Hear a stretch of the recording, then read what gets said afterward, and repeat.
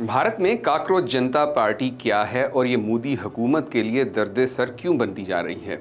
भारत में गुज़िश्ता चंद हफ्तों के दौरान एक नई ऑनलाइन तहरीक ने सियासी हलकों को हैरान कर दिया है, जिसका नाम है कॉकरोच जनता पार्टी।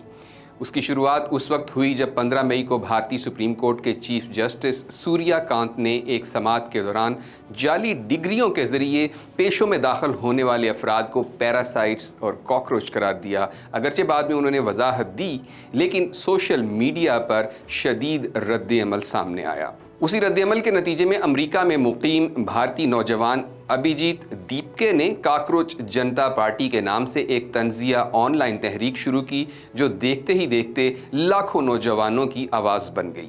ये तहरीक बेरोज़गारी, महंगाई, इम्तिहानी निज़ाम में मुबैना बेज़ाब्तगियों और नौजवानों के माशी मसाइल को उजागर कर रही है।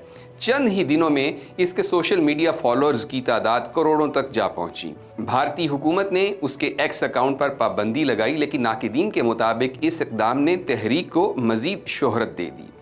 दिल्ली, मुंबई और दीगर शहरों में नौजवानों ने कॉकरोच मास्क पहनकर अलामती एहतजाज भी किए।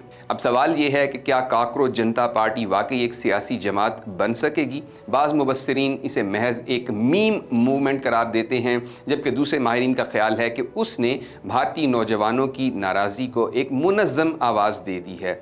चाहे ये तहरीक सियासी जमात बने या ना बने, एक बात वाज़ेह है, भारत की नई नस्ल रिवायती सियासी नारों से मुतमिन दिखाई नहीं देती।